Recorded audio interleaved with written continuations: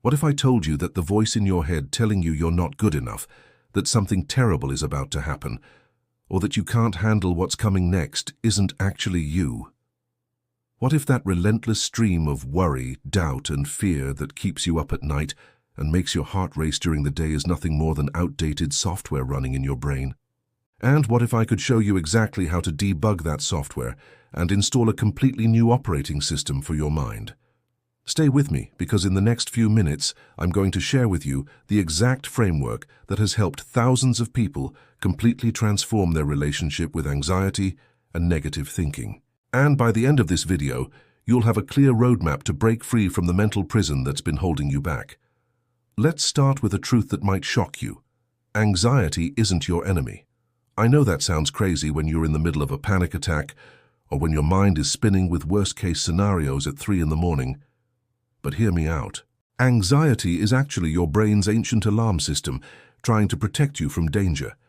The problem is that this system was designed thousands of years ago when our biggest threats were saber-toothed tigers and hostile tribes, not job interviews, social media comparisons, and mortgage payments.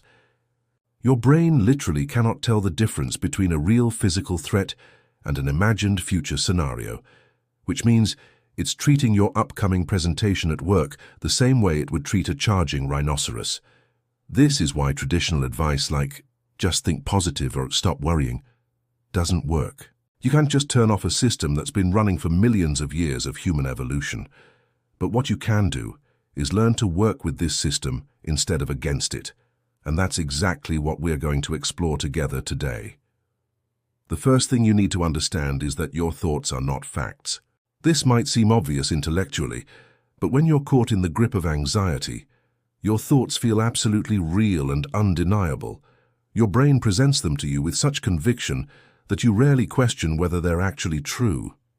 Think about it this way. If you had a friend who constantly told you that you were going to fail, that people didn't like you, that something terrible was about to happen, and that you couldn't handle whatever challenges came your way, you probably wouldn't spend much time with that friend. Yet most of us spend all day, every day, listening to that exact voice inside our own heads without ever questioning its credibility. The reality is that your brain generates somewhere between 60 and 70,000 thoughts per day, and the vast majority of them are repetitive, negative, and completely inaccurate predictions about the future.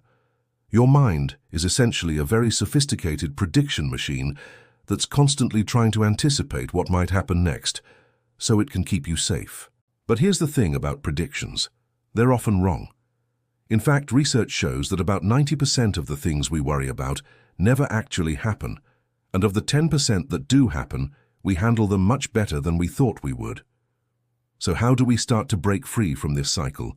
The first step is developing what I call observer consciousness. This is the ability to step back and watch your thoughts rather than being completely consumed by them. Instead of saying, I am anxious, you learn to say, I am having anxious thoughts. Instead of, I can't handle this, you learn to say, I'm having the thought that I can't handle this.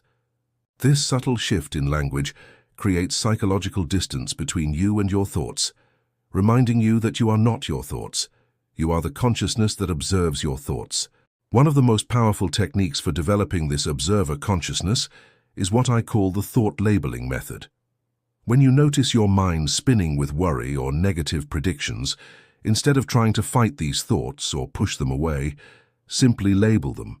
You might say worry thought, like catastrophizing, self-criticism, or future tripping. This labeling process activates the prefrontal cortex, the rational part of your brain, which helps calm down the limbic system where fear and anxiety live. It's like having a wise, compassionate narrator helping you make sense of the chaos in your mind. But awareness alone isn't enough. Once you can observe your thoughts, the next step is learning to question them. This is where cognitive restructuring comes in, but I want to teach you a version that's much more practical and effective than what you might have heard before. Instead of trying to force yourself to think positive thoughts, which often feels fake and doesn't stick, we're going to learn to investigate your thoughts like a detective investigating a case.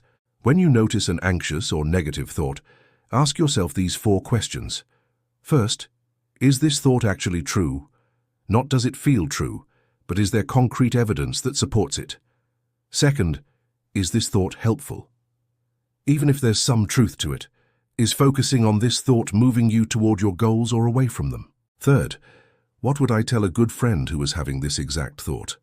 We're often much more compassionate and rational when advising others than when dealing with our own mental chatter. And fourth, what would I do right now if I didn't have this thought? This question helps you identify the action you would take if you weren't paralyzed by anxiety or negative thinking. Let me give you a concrete example. Let's say you're having the thought, I'm going to embarrass myself in tomorrow's meeting, and everyone will think I'm incompetent. Using our 4 questions, is this actually true? Well, you can't predict the future, and you've probably been in meetings before without embarrassing yourself. Is this thought helpful? Definitely not. It's making you more anxious and less likely to perform well. What would you tell a good friend? You'd probably remind them of their past successes, help them prepare for the meeting, and reassure them that even if they make a mistake, it's not the end of the world. What would you do if you didn't have this thought? You'd probably prepare for the meeting in a calm, focused way and trust in your abilities. This process of questioning your thoughts isn't about denying reality or forcing positivity. It's about developing a more balanced, accurate perspective that serves you better. Sometimes when you investigate your thoughts, you might discover that there is some legitimate concern that needs to be addressed. Great. Now you can take constructive action instead of just spinning in worry. Another crucial element of transforming negative thinking is understanding the role of your nervous system in anxiety. When your nervous system is dysregulated, when you're in what we call fight-flight-freeze mode, your brain literally cannot access higher-order thinking.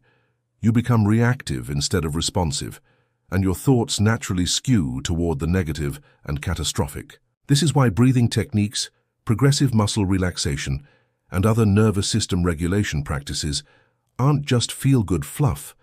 They're actually essential tools for creating the neurological conditions where clear thinking becomes possible.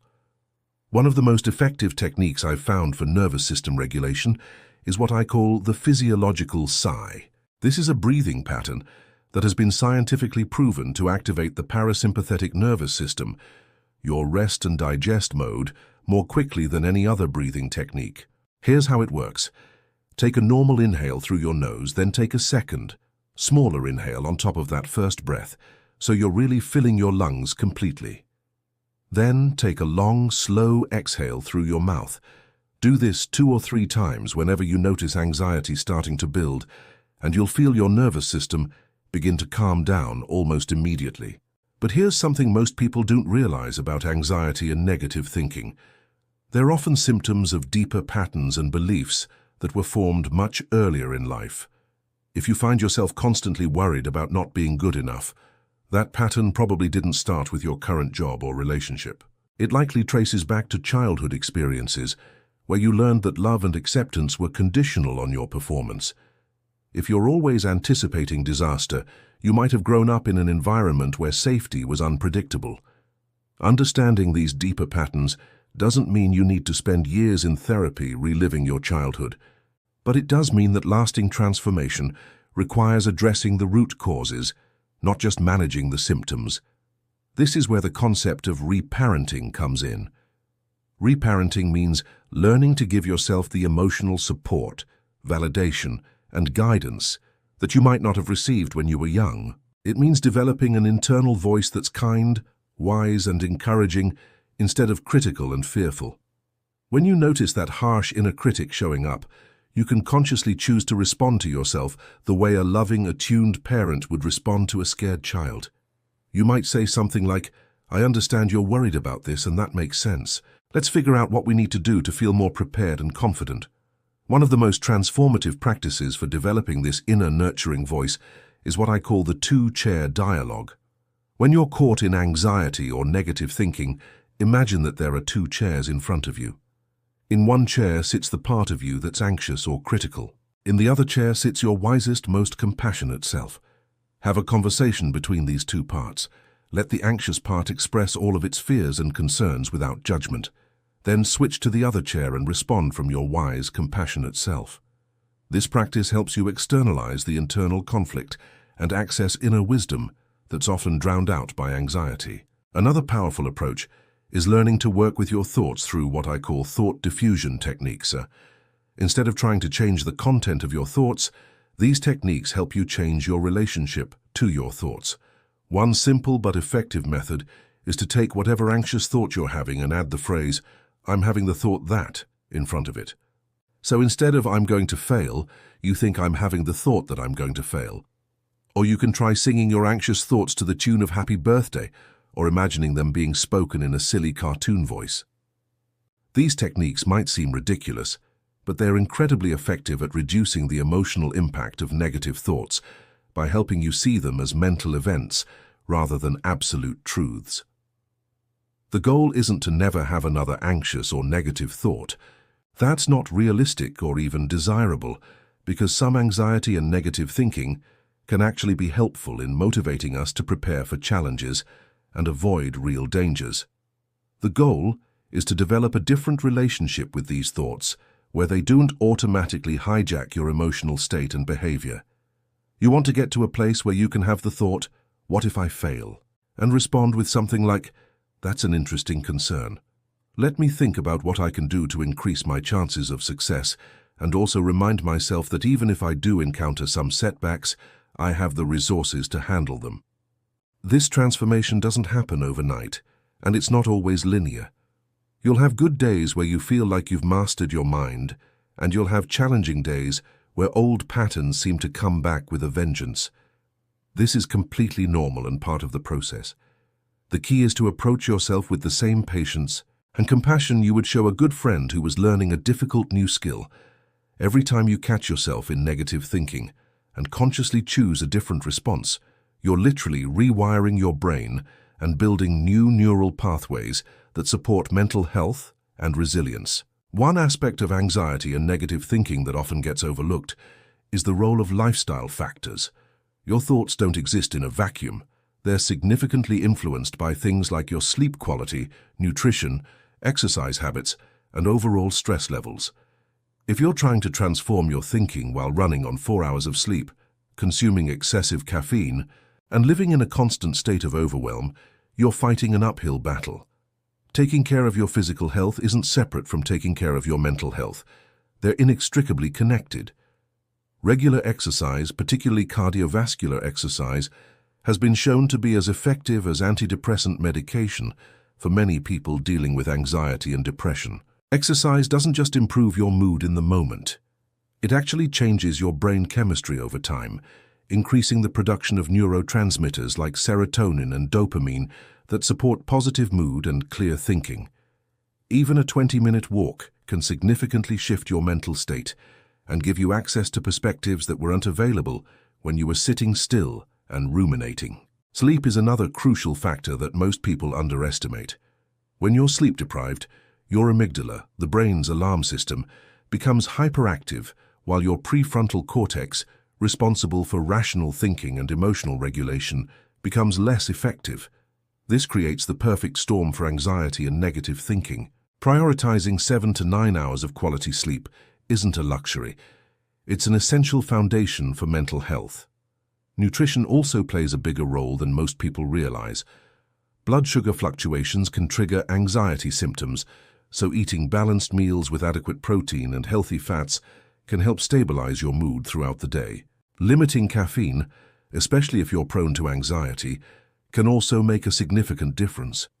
Many people don't realize that caffeine can stay in your system for 6 to 8 hours, so that afternoon coffee might be contributing to nighttime anxiety and sleep problems.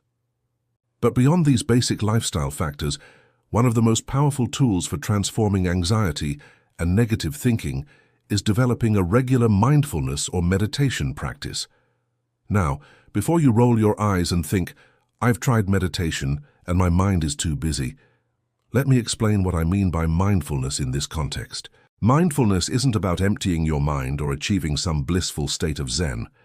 It's simply about learning to be present with whatever is happening in your mind and body without immediately reacting to it. When you practice mindfulness regularly, you develop what researchers call metacognitive awareness. This is the ability to be aware of your own thinking processes. Instead of being completely caught up in the content of your thoughts, you develop the capacity to observe the process of thinking itself. This is incredibly liberating because it gives you choice. When you can observe your thoughts, you can choose which ones to engage with and which ones to let pass by. A simple way to begin developing this capacity is through a practice I call noting. Throughout your day, whenever you remember, simply note what's happening in your mind. You might notice planning, worrying, judging, remembering, or fantasizing. You don't need to change anything or make these thoughts go away. Just notice them and gently return your attention to whatever you're doing. This practice helps you develop the observer consciousness we talked about earlier and creates natural breaks in the stream of unconscious thinking. Another transformative practice is learning to work with uncertainty, because at the root of most anxiety is an intolerance for not knowing what's going to happen. We live in an inherently uncertain world, but our minds are constantly trying to create the illusion of certainty and control. When we can't predict or control outcomes, anxiety often fills the gap. Learning to be comfortable with uncertainty isn't about becoming passive or careless. It's about recognizing that uncertainty is a fundamental feature of life, and that our attempts to eliminate it often create more suffering than the uncertainty itself. One way to practice this is through what I call uncertainty training. Instead of trying to figure out every detail of how things will unfold, practice saying "I don't know" and "that's okay" more often.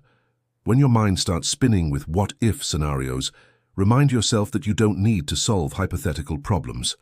You can trust in your ability to handle whatever actually arises when it arises.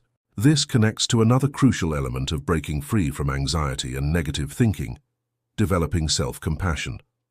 Most people struggling with anxiety are incredibly hard on themselves. They criticize themselves for being anxious, judge themselves for having negative thoughts, and feel like they should be stronger or more positive. This self-criticism creates a secondary layer of suffering on top of the original anxiety. You're not just dealing with worry about the future. You're also dealing with shame and frustration about the fact that you're worried. Self-compassion means treating yourself with the same kindness you would show a good friend who was struggling. It means recognizing that anxiety and negative thinking are part of the human experience, not personal failings. When you notice yourself being self-critical, try placing your hand on your heart and saying something like, "This is a moment of suffering. Suffering is part of life. May I be kind to myself in this moment." Research by Dr. Kristin Neff and others has shown that self-compassion is actually more effective than self-esteem for building resilience and motivation. Self-esteem is often contingent on performance and comparison to others, which can be fragile and unreliable. Self-compassion, on the other hand, provides a stable foundation of self-acceptance that doesn't depend on external circumstances. As we near the end of our journey together today, I want to leave you with perhaps the most important insight of all. Transformation is not about becoming a different person. It's about remembering who you really are underneath all the conditioned patterns of fear and negativity. You are not your anxious thoughts. You are not your worst-case scenario fantasies. You are not the critical voice in your head that tells you you're not good enough. You are the awareness that can observe all of these mental phenomena without being defined by them. This awareness, this consciousness that you truly are, is inherently peaceful, creative, and resilient. It's always been there, even in your most anxious moments, but it often gets obscured by the noise of compulsive thinking. Every practice we've discussed today, from thought investigation to nervous system regulation to self-compassion, is ultimately about clearing away that noise so you can access the clarity and wisdom that are your birthright. The path of transforming anxiety and negative thinking is not about perfection. It's about progress. It's about gradually building new habits of mind that serve you better than the old ones. Some days you'll feel like you're making tremendous progress. Other days you might feel like you're back to square one. This is all part of the process. What matters is that you keep showing up, keep practicing, and keep choosing to relate to your thoughts and feelings with curiosity and compassion rather than judgment and resistance. Remember, every moment offers a fresh opportunity to begin again. Every breath is a chance to return to the present moment. Every anxious thought is an opportunity to practice observer consciousness. Every moment of self-criticism is a chance to choose self-compassion instead. You have everything you need within you right now to begin this transformation. The question isn't whether you're capable of change. The question is whether you're willing to commit to the practice of changing. Your anxiety and negative thinking patterns didn't develop overnight, and they won't disappear overnight. But with consistent practice, patience, and self-compassion, you can absolutely create a fundamentally different relationship with your mind. You can learn to live with more peace, clarity, and confidence than you might have thought possible. The freedom you're seeking isn't somewhere else or someone else. It's right here, right now, waiting for you to claim it.